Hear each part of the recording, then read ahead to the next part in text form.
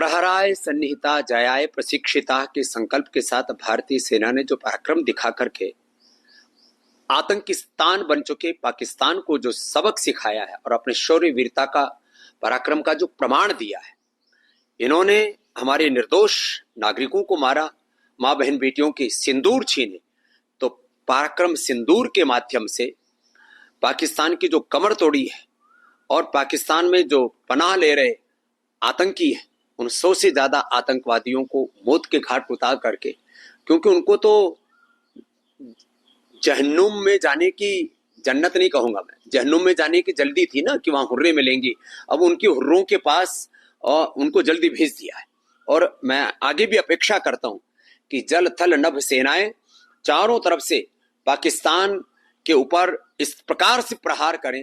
कि ऐसी कमर तोड़ें उसकी कि इधर पीओके का तो भारत में विलय कर ही ले, उधर बलूचिस्तान और पख्तून में, पंजाब सिंध में चारों तरफ जो विद्रोह के स्वर उठ रहे हैं पाकिस्तान में, उन सब को अब हमें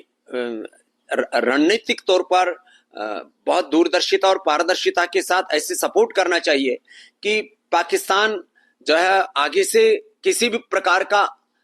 हमला करने के बारे में, आतंकियों को यहां पर भेजने के बारे में 100 बार सोचे, उसकी ऐसी कमर तोड़ दें कि अब तो सीधा कराची और लाहौर में ही तिरंगा गाड़ दे अब तो। और ये वक्त आ गया है इनके आतंकियों को जितने भी पीछे से फंडिंग करते हैं, उनके जो प्रशिक्षण करते देते हैं उनको, उसमें सेना भी शामिल है, सेना भी उनको प्रशिक्षण देती है। उनके आतंकियों के जो पूरे गैंग को चलाने वाले जो बड़े बड़े जिनको पूरी दुनिया आतंक का पर्याय मानती है, उन सबको एक तरह से आतंक और आतंक की फैक्ट्री को चलाने वाले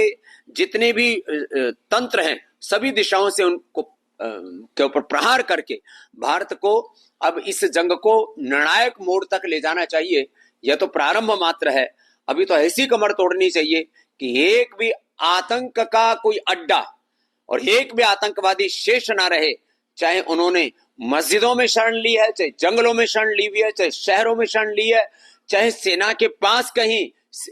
आर्मी के जो इलाके हैं उनके पास उन्होंने अपने आतंकवादियों ने अपने प्रशिक्षण केंद्र बनाए हुए हैं। इससे बड़े और दुर्भाग्य की बात क्या हो सकती है। और पूरी दुनिया के सामने पाकिस्तान की आर्मी अब बेनकाब हो चुकी है, एक्सपोज हो चुकी है। अब उसको भी पूरा सबक सिखाने का वक्त आ गया है, क्योंकि पाकिस्तान की यदि जनता बेचारी भोली भाली और गरीब है, तो वहां के जो नेता हैं वो तो बड़े वाहियात किस्म के, और वहां की जो आर्मी है एक तरह से वही आतंकवादियों को सपोर्ट करने वाली नहीं, वो खुद एक आतंकवादी गिरोह जैसी है, और उसको खत्म करने का वक्त आ गया। ऑपरेशन सिंदूर इसीलिए नाम दिया गया कि जिन हमारे मां बहन बेटियों को सिंदूर छीने, उसका बदला हमारी सेना ने लिया है, और अभी तो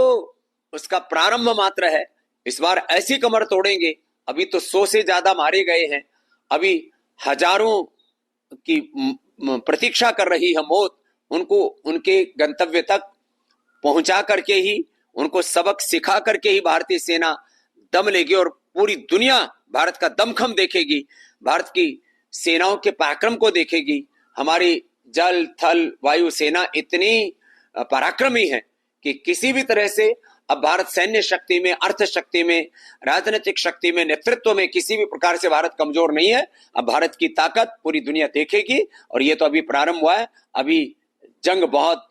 निर्णायक मोड़ तक पहुंचेगी, और कभी भी पाकिस्तान फिर आतंकवादी गतिविधियां करने से पहले 100 बार नहीं, 1000 बार नहीं, लाख बार पहले सोचेगा। 1971 में जब हमने पाकिस्तान के नापाक इरादों को हमने ध्वस्त किया था, इस बार उस समय महीनों लग गए थे, अब तो मात्र 15 दिन की तैयारी के साथ जो प्रहार किया है वह प्रशंसनीय है। इससे करोड़ों भारतवासियों की आत्मा को शांति मिली है, और हम भारत के सेनाओं के पराक्रम को प्रणाम करते हैं, मोदी जी के नेतृत्व पर विश्वास करते हैं, और देश की आंतरिक सुरक्षा करने के लिए हमारे गृह मंत्री अमित शाह जी सक्षम हैं। तो माने आंतरिक सुरक्षा के लिए भी हम निश्चिंत हैं, देश की सीमाओं पर भी हम सुरक्षा के लिए हम आश्वस्त हैं, और भारत के प्रधानमंत्री इतने पराक्रमी हैं, उन्होंने तीनों सेनाओं को खुली छूट दी है। अब मुझे लगता है पाकिस्तान को सभी दिशाओं से घेर करके और उसको ऐसे सबक सिखाएंगे, उसके ऐसे होश उड़ाएंगे